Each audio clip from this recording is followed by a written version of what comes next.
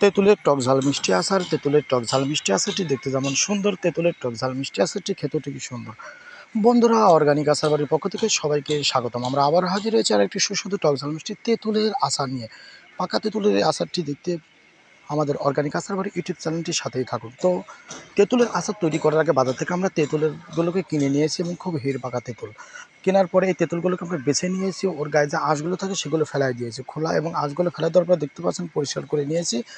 এখন আজকের এই আচারটি তৈরি করবো আমরা কুশিরের গুড় দিয়ে বা আখের গুড় দিয়ে।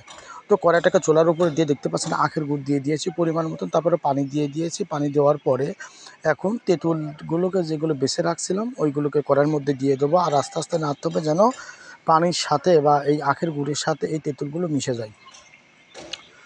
তো অর্গানিক আচার বাড়ির যে আচারগুলো তৈরি করা হয় একদম ন্যাচারালভাবে। তো এই তেঁতুলের আচারের সাথে বেশি কোনো মশলা দিব না, শুধু যাবে আপনার হচ্ছে শুকনা মরিচ, খাবার লবণ এবং বিট লবণ।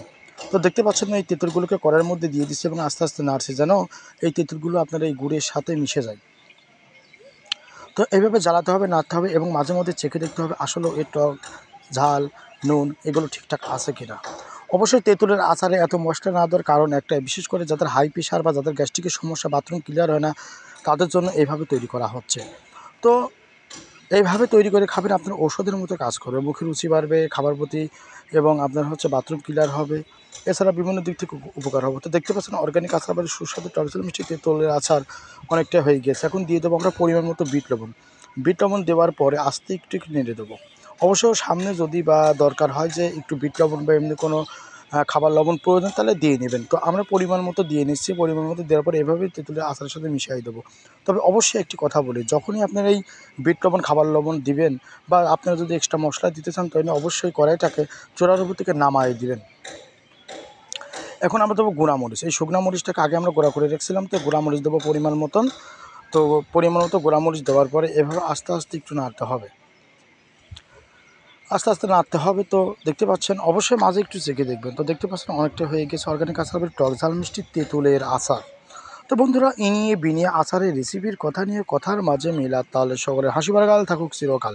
তো নতুন নতুন আচারের ভিডিও দিতে অর্গানিক আচার বাড়ি ইউটিউব চ্যানেলটি সাবস্ক্রাইব করে সাথে থাকুন এবং কমেন্ট বক্সে কমেন্ট করুন।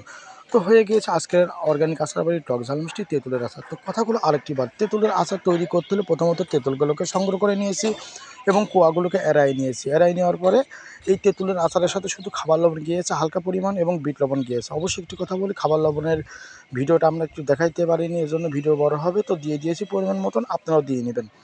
আর দিয়েছি আপনার পরিমাণ মতন বিট লবণ, পরিমাণ মতন বিট লবণ দিয়েছি এবং দিয়েছি পানি আর আছে আখের গুড়।